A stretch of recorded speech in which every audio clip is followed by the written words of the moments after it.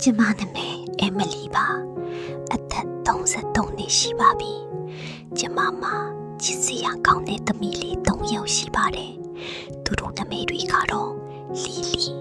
ဆိုဖီနဲ့မီယာတို့ဖြစ်ကြပြီသူတို့လေးတွေကကျမရဲ့ကပါတစ်ခုလုံးပါပဲသူတို့လေးတွေကိုဘာတမဆိုပို့ချစ်ပါတယ်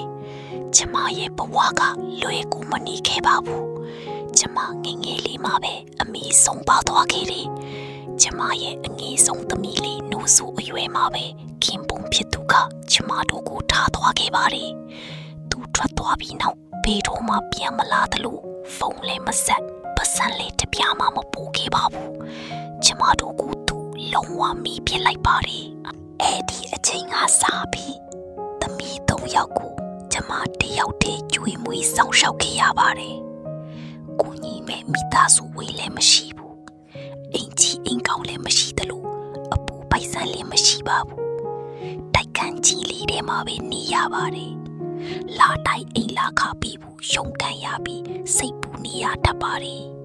ကျမမှာအလုပ်ကောင်းကောင်းလည်းမရှိဘူးပွဲရပညာတတ်လည်းမဟုတ်တဲ့အတွက်ရွေချေစရာတိတ်မရှိခဲ့ပါဘူးဒါပေမဲ့ကျမကအမတဲ့သူတယောက်မို့ဘယ်တော့မှအရှုံးမပေးခဲ့ပါဘူးကျမတက်စီမောင်းပြီးအလုပ်လုပ်ပါတယ်ကိုပိုင်ခါမရှိတဲ့အတွက်လာတိုင်းခါငါခပေးရပါတယ်ပိတ်ဆိုင်ရဖို့အတွက်နေရောညပါခါမောင်းရပါတယ်ခရီးသည်တွေသူတို့တွားခြင်းနဲ့နေရရောက်အောင်ပို့ဆောင်ပေးရတယ်တချို့ခရီးသည်တွေကကျင်နာတတ်ကြပေမဲ့တချို့ကတော့ရိုင်းဆိုင်ကြတယ်တချို့ဆိုရင်ခါတော့မပြီးပဲထွက်သွားကြပါတယ်ဒါပေမဲ့ကျမအလုပ်မရနာခဲ့ပါဘူးသမီးလေးတွေအတွက်စားစရာအဝတ်အထည်နဲ့အင်လာကဘူးရီလူအလို့ကျမစက်တိုင်မောင်းခဲ့ပါတယ်ပင်ပန်းတဲ့ခါနေမကောင်းတဲ့ခါငိုချင်တဲ့ခါရီမှာတော့ကျမအလုပ်လုပ်ခဲ့ရပါတယ်တခါတလေသမီးလေးတွေအိမ်နေတဲ့အချိန်သူတို့ကိုကြည့်ပြီးကျမကြည့်လို့ရပါတယ်သူတို့လေးတွေကသိကိုအေးချမ်းပြီးလာပါလုံးပါတယ်သူတို့ရဲ့လက်ကလေးတွေကိုစုပ်ကိုင်းနဖူးလေးတွေကိုနမ်းပြီးမိမိသမီးတို့ကိုချစ်တယ်လို့တူတူလေးပြောမိပါတယ်သူတို့ကိုဘဝကောင်းကောင်းပြီးခြင်းတည်းပျော်ရွှင်စေခြင်းတည်းကျမမရရှိခဲ့တဲ့အရာအားလုံးကိုသူတို့ကိုပြီးခြင်းပါတယ်ဒါပေမဲ့ဘဝကခက်ခဲလုံးပါတယ်တနေ့မှာတော့ရာသီဥတုကတအားဆိုးဝါးနေတဲ့စောင်းဦးညနေခင်းတစ်ခုပေါ့ကောင်းကင်ကမောင်မိုက်ပြီးမိုးကလေးတီးတန်းစွာရွာနေတယ်လမ်းပေါ်မှာလေးရေခဲတွေကြောင့်ချောနေပါတယ်ကျမသမီးတွေကိုခါနေအိမ်ပြန်ခေါ်လာခဲ့တယ်လီလီကရှေ့ကမှထိုင်ပြီးဆိုဖီနဲ့မီယာကနောက်ကမှထိုင်လာကြတယ်ငါနဲ့သမီးလေးမီယာကမိမိသမီးချမ်းနေလို့ပြောလာတော့ကျမကအေးပါသမီးလေးရေခဏနေအိမ်ရောက်တော့မှာပါလို့အားပေးခဲ့ရတယ်ကားထဲမှာဟီတာပွင့်ထားပြီးမိချမ်းနေတော့မှာပဲလမ်းပေါ်မှာလူလည်းမရှိမိတိုင်းတွေကလည်းမိန်ပြပဲရှိပါတယ်ကျမကားစတီယာရင်ကိုတင်းဆုပ်ခိုင်းထားပြီးမိလက်တွေကတုံနေပြီးတုံလို့ကြောက်ချနေခဲ့ပါတယ်အဲ့ဒီအချိန်မှာပဲ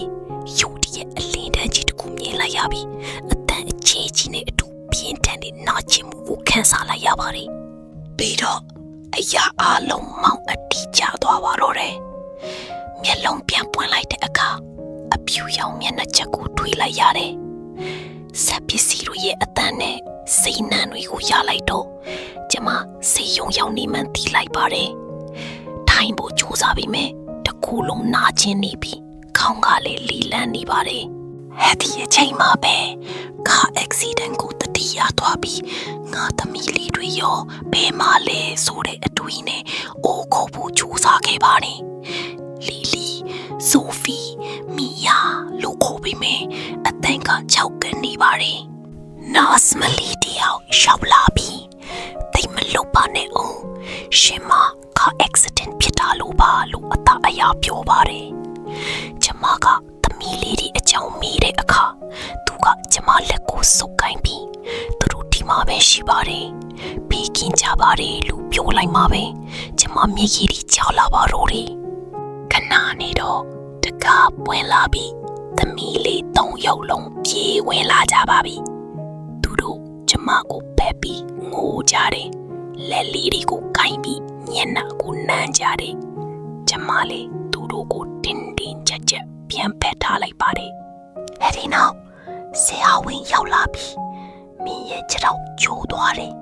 ခွဲစိတ်ဖို့လိုတယ်လို့ပြန်ကောင်းဖို့အချင်းယူရမယ်လို့တည်င်းဆိုကိုပြောပါတယ်ကျမထိုင်လန့်သွားပါတယ်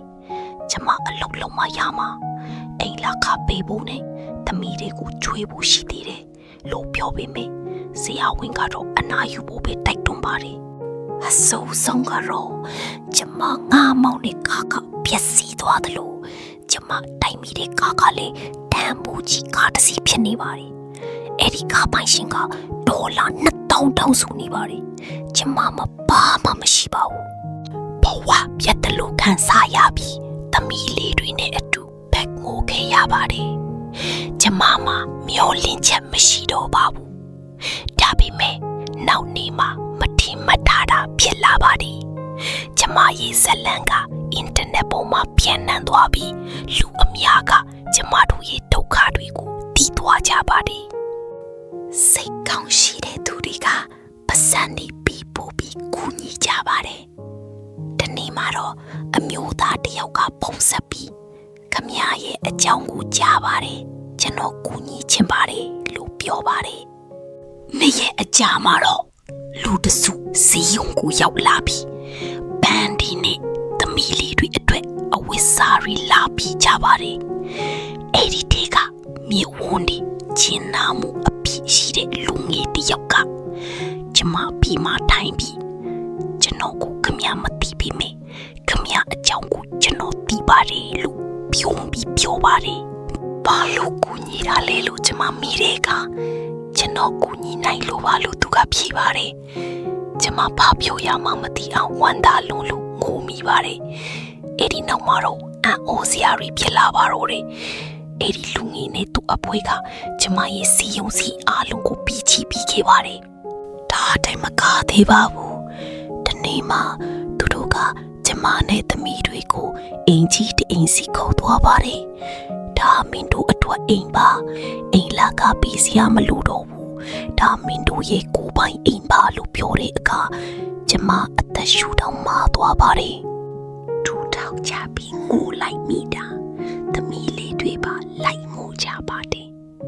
ဒါတကယ်ကြီးလားလို့မိတော့သူတို့ကဟုတ်ပါတယ်ဒါအစစ်အမှန်ပါလို့ဖြေခဲ့ကြပါတယ်ဒီနေ့မှာတော့အဲ့ဒီလူငယ်ကမင်းရဲ့အကြီးမားဆုံးအိမ်မခပါလေလို့မေးပါတယ်ကျမကစူပါမားကတ်ကိုဖွင့်ချင်တာပါလို့ဖြေခဲ့တယ်သူကဒါဆိုအကောင့်ထဲပေါ်ကြတာပေါ့လို့ပြောပြီးကူညီပေးခဲ့ပါတယ်လာအနေငယ်အကြမှာတော့ကျမကိုပိုင်စူပါမားကတ်လေးဖွင့်နိုင်ခဲ့ပါတယ်အခုဆိုရင်ကျမဟာရုံကန်နေရတဲ့ taxi driver မဟုတ်တော့ပါဘူးစီးရင်တဲ့မိခင်တယောက်လည်းမဟုတ်တော့ပါဘူးကျမဟာတမပြီးပျော်ရွှင်တဲ့စီးပွားရေးလုပ်ငန်းရှင်အမျိုးသမီးတယောက်ဖြစ်နေပါပြီကျမရဲ့ဘဝကိုပြောင်းလဲပေးခဲ့တဲ့အဲ့ဒီလူငယ်ကိုပြီးတော့မမီမမဟုတ်ပါဘူးကိုပါပေါ်မှာစိတ်ကောင်းရှိတဲ့သူတွေရှိနေသေးတယ်ဆိုတာနဲ့ဖန်တီးမရတဲ့အန်အောပွေရတွေတကယ်ရှိတယ်ဆိုတာကိုသူကသင်ပေးခဲ့ပါတယ်ကျမဘာမှမရှိပဲစတင်ခဲ့ပြီးမြင်အခုတော့အင်းအလုတ်အကိုင်းနဲ့အရေးကြီးဆုံးဖြစ်တဲ့ပျော်ရွှင်တဲ့မိသားစုလေးကိုပိုင်ဆိုင်နေပါပြီကျမနဲ့အတူရှိနေပေးတဲ့အတွက်ကျေးဇူးတင်ပါတယ်ရှင်ဘဝကဘလောက်ပဲခက်ခဲပါစေကျဉ်းနာမှုနဲ့မျောလင့်ချက်က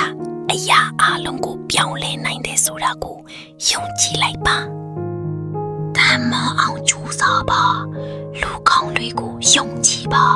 ပြီးတော့ဘုံမိုးကောင်းမွန်တဲ့မနှက်ပြန်အတွက်ယုံကြည်ချက်ကိုဘယ်တော့မှအဆုံးရှုံးမခံပါနဲ့အမလီရဲ့ဇလန်လီကိုသဘောကျနေတဲ့ကြမယ်လို့မျှော်လင့်ပါတယ်